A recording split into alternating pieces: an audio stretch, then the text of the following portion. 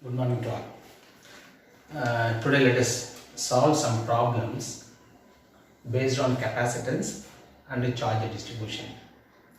So we have studied the adequate theories regarding the capacitance and some basic formulas. So let us apply these formulas and the basic concepts so far we have understood to solve certain problems. Okay, let us go to solve the problems. For example, problem 1, just I am reading the problem and I am writing only the given data. A 4 microfarad capacitor is charged. A 4 microfarad capacitor is charged by applying a potential of, this is 4 microfarad, by applying a potential of some 200 volt. Then immediately this battery is removed and another capacitor, this is already we are having 4 microfarad and another capacitor of 2 microfarad is connected across this because these two are in parallel. Now our aim is to, what is the energy stored in the capacitor first, now what is the energy stored in the second capacitor, or we can say that what is the final energy, then you have to find out energy lost. So understand the problem. 4 microfarad is connected to 200 volt, then the battery is removed, another capacitor 2 microfarad is connected in parallel. Now you have to find out what is the initial energy, now what will be the energy, what is the charge distribution. This is a problem given in the NCERT book. Now how to solve. First let us take the given data. So here given is C1 is given is 4 into 10 power minus 6 and the potential V is given as 2 into 10 power 2. Then immediately I could able to obtain the total charge stored in this capacitor. Let this charge stored Q is equal to C into V. I can also take this as a C. Why should I take C1? C. Therefore this will be multiplied this 4 into 2 8 into 10 power minus 6 plus 2 is minus 4. This is the coulomb. This is the basically charge stored in the capacitor 1. I am taking this as a 1. Now the battery is removed and is connected across this one. Therefore after the combination, the total charge, therefore let it be the total charge Q initially is now distributed between the two charges as it is equal to Q1 and Q2. Whenever it is disconnected and connected with the 2 microfarad, what are the charges stored in the 4 microfarad will be distributed, but not equally, it will be slightly different. Now our aim is to find out Q1, Q2.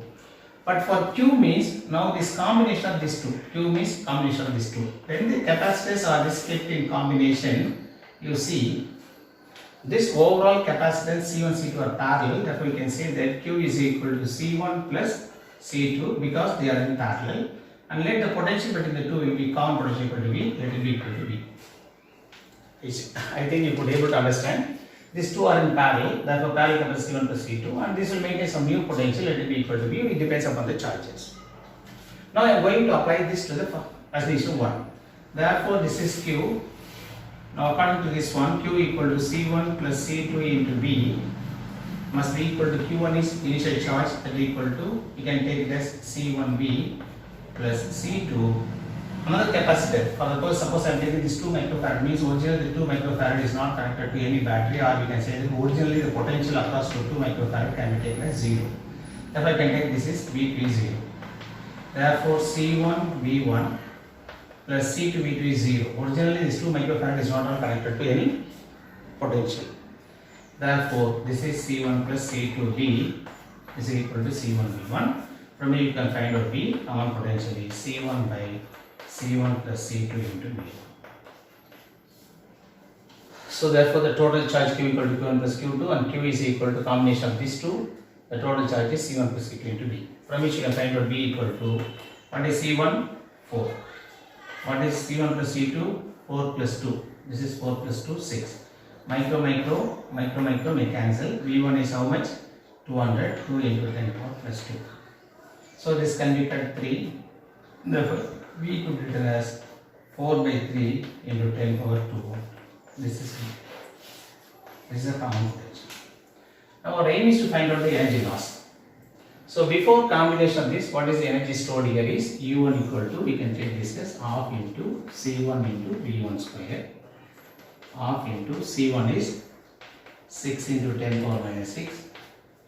Therefore V1 square, that equal to 2 into 10 power 2 square is 4 into 10 power plus 4. You can cut this 2, correct? Half into C1 to V square. Therefore the energy stored could be written as, so this is, I think this is 4, therefore this is 4.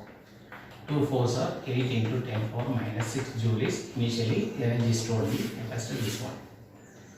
Now let us find the final energy. Then final energy is equal to half into, after this combination, therefore that equal to C1 plus C2 parallel combination. Now the common potential between the two is V square. Therefore this could be written as half into C1 plus C2, 4 plus 2 6, this into 10 power minus 6, and V square is this one, that is 4 square is 16, 3 square is 9, into this 10 power 2 square is 10 power 4. Now we have to simplify. This is 2 and this will be 3. This 2 cancel. Therefore 16 by 3 is 5.33 into 10 power as usual minus 2 joule. This is the final energy.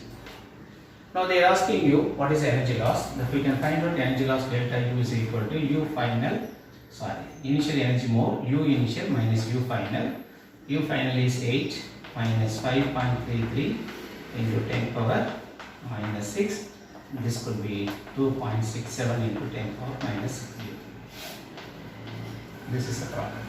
Anyone can solve the problem, but before solving the problem, we should understand and we should develop some strategy. What is the strategy I am developing here is, originally 4 microfarad is connected with 200 volt. That means 2 microfarad, another capacitor is not connected to any battery. Originally Vp equal to 0, V1 equal to maybe 200. Therefore we can take this as V1 and this one is a C1. Based on this, you can also find out Q1. This is a Q1, C1, V1, Q1. Once they are disconnected, this battery is removed and this capacitor is connected across, therefore this becomes parallel. Therefore, now you can find out the overall combination. For a combination, the capacitance will be C1 plus C2. Since both are in parallel, potential will be same, V. Then we can say that total charge across C1 is evenly distributed, Q equal to Q1 plus Q2. But this Q is C1 plus C2 into V, Q1 is C1 V1, Q2 equal to C2 V2. We know that originally V2 equal to 0. Therefore, from which you can find out V. Once you find out the V, then rest is very simple. Similarly, if you want, you can write one more problem based on the same concept. Therefore, what is your task must is, first you find out Q1 using the given condition. Then based on the condition Q is equal to Q1 plus Q2, based on this, you find out V. First you find out Q1, then you find out V, then you find out U initial, then you find out U final, then you find out delta U. This is our strategy. If you want to solve a problem, I am giving one problem that is similar to this one. Imagine one capacitor 200 picofarad is connected across a battery of 300 volt. Another capacitor will be equal to 100 pf. 100 pf. Initially it is not connected with any battery. This is the first condition. 200 pf is connected to 300 volt, but 100 pf we are going to use in the combination. Initially it is not connected with any battery. Therefore here is V1 is this, V2 equal to 0. C1 is this, but C2 equal to this. They are asking you what is the energy loss after the combination of these two.